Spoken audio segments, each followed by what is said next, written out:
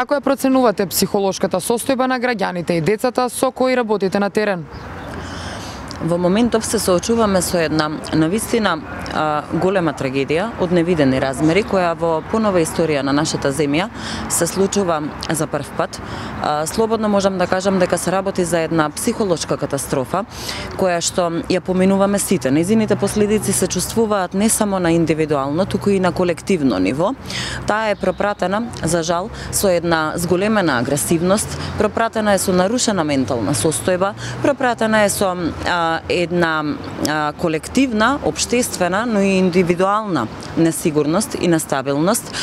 Се појавува зголемена агресија, се јавуваат конфликти меѓу одредени општествени и социјални групи. Сето тоа е резултат на траумата која што ја поминува населението. Траумата сама по себе е како резултат на губењето на голем број на млади човечки животи. Тука се инволвирани не само оние кои се директно засегнати, кои имале некој свој познаник, близок и слично, туку и целата нација. Самата траума, сама по себе, си носи тага. Тагата, болката, кои што се јавуваат, може да бидат многу интензивни, пропратени со лутина, бес, гнев, чувство на недоверба, чувство на себеобвинување, може да бидат пропратени со одредени физички симптоматологии, како што се нарушена исхрана, отсуство на сон, себе повредување за жал во одредени ситуации и така натаму. Секој се изразува тагата на различен начин, нема правилен начин како може да се манифестира тагата, но она што е заедничко за сите колективно во овој момент е дека тагата ја минуваме низ неколку основни фази. Првата фаза е фазата на шок. Секоја трагедија кога се случува ненадејно, неочекувано, па така и ова. Колективно можам да кажам дека се уште сме во фазата на шок, кога поради преплавеноста на информации, фотографии, видеоснимки на социјалните медиуми, преку мас медиумите, особено затоа што во трагедијата покрај млади човечки животи беа застегнати познати личности, па тука имаме и модели на идентификација, идоли на младата популација. Сето тоа доведува да состојбата, односно фазата на шок ја минуваме навистина тешко. Следната етапа, која очекувам за многу кусо да ја доживееме колективно како нација, е фазата на негација. Тоа е онаа фаза во која одбиваме да ја прифатиме реалноста, одбиваме да ја погледнеме на реалноста во очи, одбиваме да прифатиме дека воопшто се случила трагедијата. Тоа е онаа фаза во која се јавуваат одредени негативни емоционални доживувања, чувство на лутина, чувство на бес, чувство на огорченост, чувство на недостаток на разбирање кон се она што се јавува како последица на целокупната ситуација. Веќе после фазата на негација следува фазата на одредено повлекување, кое што е многу нормално психолошки да се јави поради преинтензивните емоции кои што секоја една личност ги доживува. Тоа е фаза во која секоја една единка чувствува дека поради силината и интензитетот на тие емоции неопходно е да се повлече чекор наназад, што се вели во себе, за да може некој работи самата со себе да ги реши.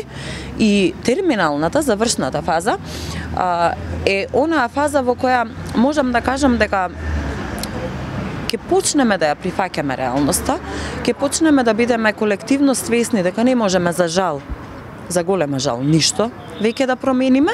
Тоа е онаа фаза во која секој еден од нас бара сламка за спас или одредена надеж како да продолжиме понатаму.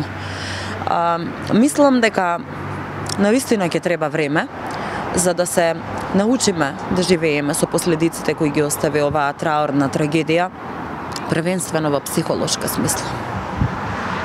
Кажете ми, какви се последиците врз преживеаните, семејствата на жртвите и пошироката јавност по оваква трагедија? Последиците се траорни. Колеги психолози се присутни на терен веднаш по случувањето на несреќата. Мобилизирана е целата психолошка фела. Во текот на изминатата седмица имаше неколку десетици психолози кои што беа обучени за вакви кризни ситуации, бидејќи, знаете, ние психолозите сме подготвени за секоја една работа која што треба да се издействува и сработи на терен, меѓутоа, за жал, ваквите кризни состојби бараат една посебна подготовка и интервенција.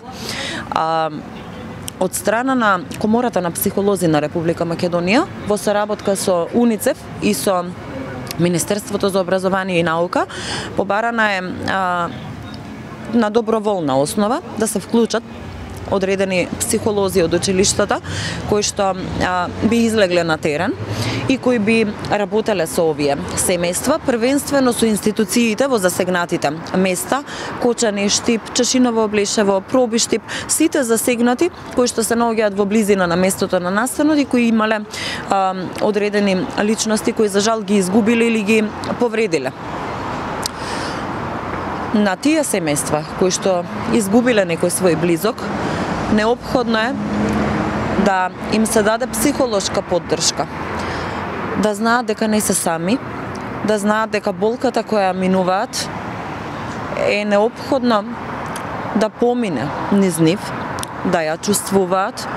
Сето тоа е еден нормален процес кој што бара навистина многу психолошки ангажман и бара многу голема засегнатост и присуство на целото обкружување. Било да е тоа од првиот круг, најблиското семејство на засегнатите личности, пошироката фамилија, роднините, пријателите, затоа што болката е, да речеме, полесно совладлива кога се споделува.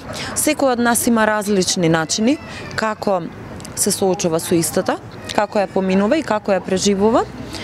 Неопходно е да им се пружи рака и на оние кои се повредени.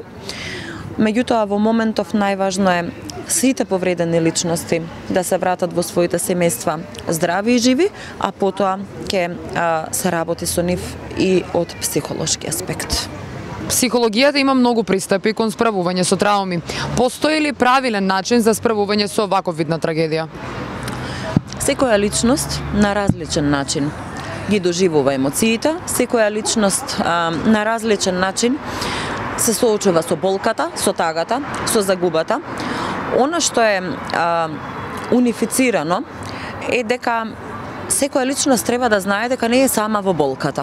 Секоја личност треба да знае дека е добро да биде свесна за постоењето на своите емоции, но и да најде начин истите да ги канализира, односно да не се затвара во себе. Унифициран пристап нема, затоа што како ќе ја преживува траумата секоја една личност зависи првенствено од возраста, од карактеристиките на личноста, од механизмите на одбрана кои би се активирале кај истата, од индивидуалните искуства кои што личноста ги поминала во текот на животот. Меѓутоа, што е оно што треба да се потенцира? Неопходно е да ги преживее сопствените емоции или да ги искаже. Кога имате личност која што не сака да зборува за трауматскиот настан и за тоа како емотивно го доживува истиот, нема потреба да се форсира ниту да се притиска. Едноставно тие личности може да земат еден обичен бел лист хартија и на него да напишат како се чувствуваат. Нема потреба да се навраќаат и да го читаат тоа што го напишале. Да сакате да кажете дека е важно сите емоции негативни поготово да ги исфрлиме од нас. Така е, да излезат од нас затоа што емоциите се складираат во нашиот организам. Тоа е како еден балон кој кога ќе се наполни со воздух во еден момент ќе пукне. Доколку не се ослободиме од сите интензивни емоционални доживувања, ја доведуваме во ризик нашата ионака засегната психолошка отежната состојба. Па да речеме, на тој бел лист, кога ќе се емотивно испразниме и ќе го искинеме на најситни можни парчиња, ќе го фрлиме во корпата за отпадоци, ние ќе се чувствуваме олеснато и испразнато. Од друга страна, пак имате личности кои што сакаат да зборуваат за тоа. Па тука, најтесните членови од семејството, пријателите, сите останати личности со кои мисли човекот дека може да сподели, тоа може да го користи како механизам. да се занимаваат личностите со физичка активност, да пешачат, да спортуваат, затоа што на тој начин овозможуваме пренасочување на вниманието, на тој начин овозможуваме да се малку повлечеме од она што значи оптовареност на нашата психа и на нашето внимание со моменталните случувања. Да се обиде секоја една личност да колку може, не можеме да очекуваме веднаш да се вратиме на нашите секојдневни навики, рутини и така натаму, меѓутоа постепено. И тогаш кога немаме волја, личноста треба да се обиде, да смогне, што се вели, сили и да застане на нозе, да обезбеди малку поквалитетен сон, подобра исхрана, затоа што телото кога е под силни емоционални доживувања, постои ризик да се јави и телесна истоштеност, односно преоптовареност, па многу лесно таа психолошка траума да премине во одредени физички последици. Може да се јави депресија, анксиозност, кошмари и така натаму. Да се обиде секоја личност да го сочува споменот, посебно оние кои имале познаници или блиски личности кои за жал починале, да го сочува споменот, дали е тоа преку фотографии, дали е тоа преку одредени уметнички дела, дали личноста ќе направи нешто што ќе го потсетува на врската која што ја имал со лицето кое веќе го нема. Сите тие механизми се добри да се применуваат во овие моменти на шок и емотивна и психолошка трагедија, бидејќи на некој начин ни овозможуваат психолошко лекување. Најважниот сегмент е да не дозволиме емоциите да тлеат во нас, бидејќи првиот чекор кон исцелување е емоционалното признание, ги боли сите. Ниту една личност да не се споредува со било која друга. Секој од нас различно поминува низ секоја етапа на болување и едноставно да знаеме дека колективно сме сите засегнати, само што сите ние се разликуваме еден од друг и не можеме да очекуваме како што физички се разликуваме, истото и во психолошка смисла, на светот не постои личност која што е слична со нас, а не па идентична.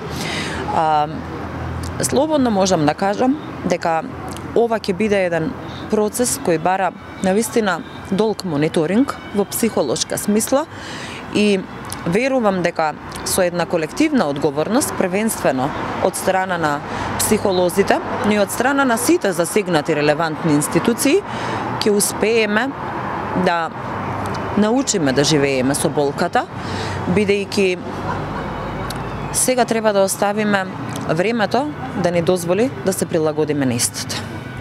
Како би ги посоветувале родителите на децата кои што се преживеани во целата таа трагедија, како би ги посоветувале родителите како да пристапат на своите деца? Што да кажеме, што треба да се избегава во овие моменти, а што треба да им падне прво на ум? На децата треба да им се овозможи да минуваат низ процесот на болка, тага, без секоја негативна емоција. Кај нив сега се јавува еден емоционален шок, една емоционална бура, која што е неопходно да се дозволи да ја поминат. Со тие деца, првенствено во своите домови треба да работат родителите. Родителите е неопходно да ги гушнат, да им дадат поддршка, да им дозволат да се исплачат. Во никој случај да не се осудуваат зошто плачат. Кај тие деца, кај дел од тие деца, информациите од терен велат дека постои себе обвинување зошто замина другарот или другарката, дали јас нешто можеби можев да помогнам, зошто јас останав жив, можеби требаше и јас да отидам. Имаме ситуации каде што се, за жал, починати цели друштва, останато е само едно детенце. На тие деца, првенствено од домот и од семејството, е неопходно да им се понуди поддршка. Родителите да се обидат, да им го вратат чувството на верба, чувството на сигурност. Тие деца се сега дезориентирани. Станува збор за адолесценти кои се на возраст од 14 до 18 години. Тоа е најкритичната возраст и во нормална ситуација, а не па во услови на една ваква траурна трагедија.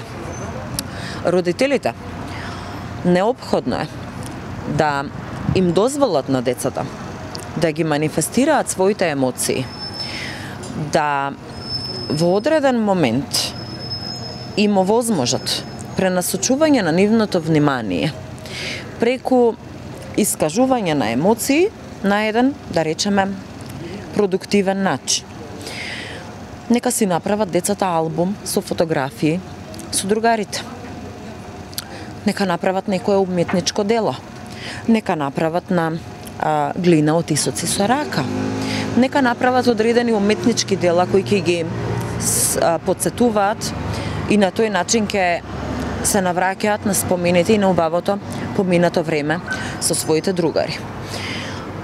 Психолошка помош и поддршка апсолутно веднаш да се побара.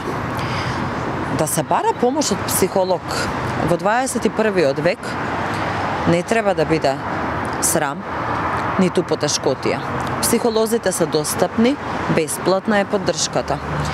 Тоа е само показател дека сме свесни, дека имаме потреба за помош, затоа што неопходно е тие деца да се следат.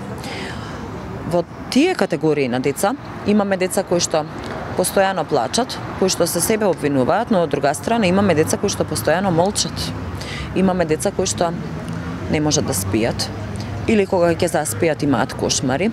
Имаме деца кои што е неопходно родителите првенствено да ги следат во домот, бидејќи им се јавуваат и одредени физички симптоми кои се последица на психолошките промени: тахикардија, срцебиење, забрзана работа на срцето, потешкотии во дишењето, анксиозност, панични напади.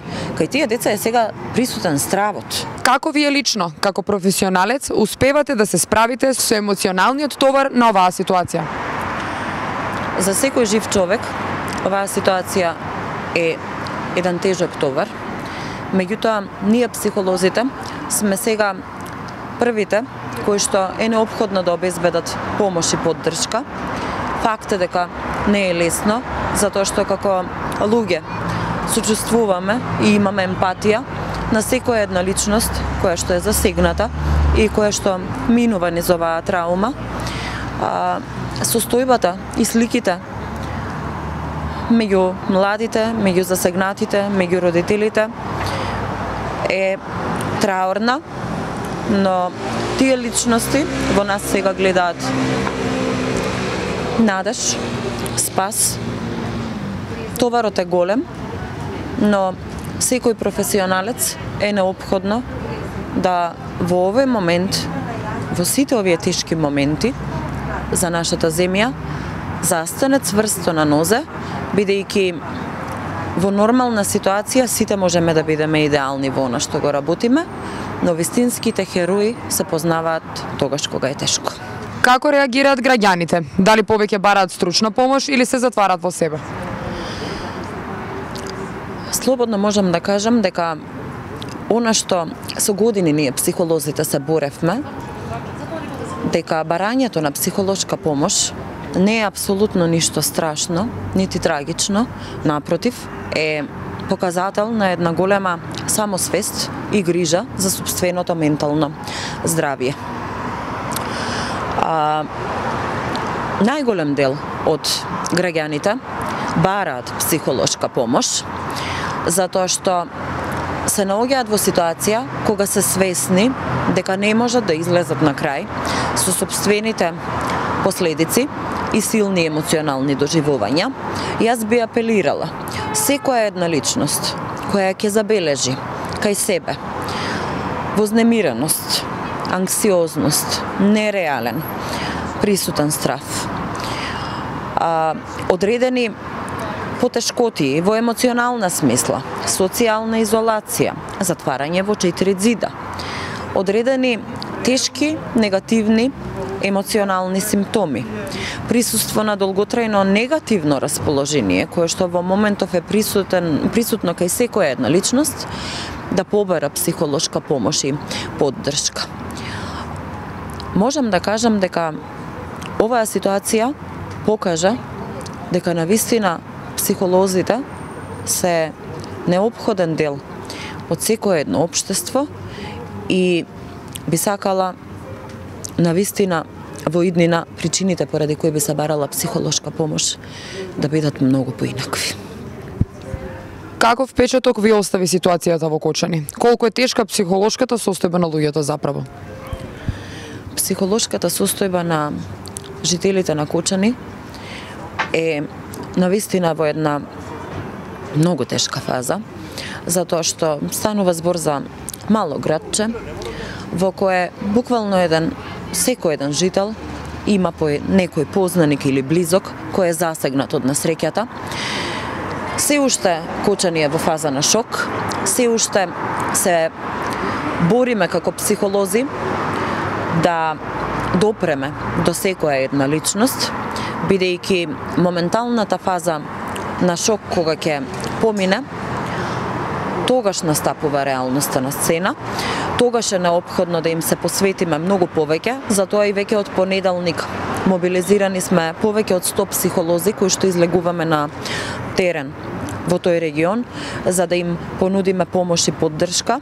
Отворени се младински центри, каде што може да побараат секако бесплатна психолошка помош.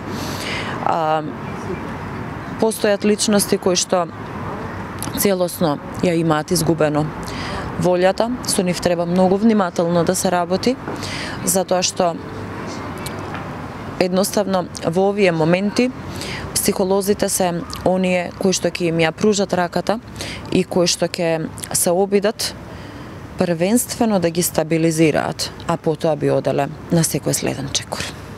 Ви благодарам ти на многу. Благодарам и вам.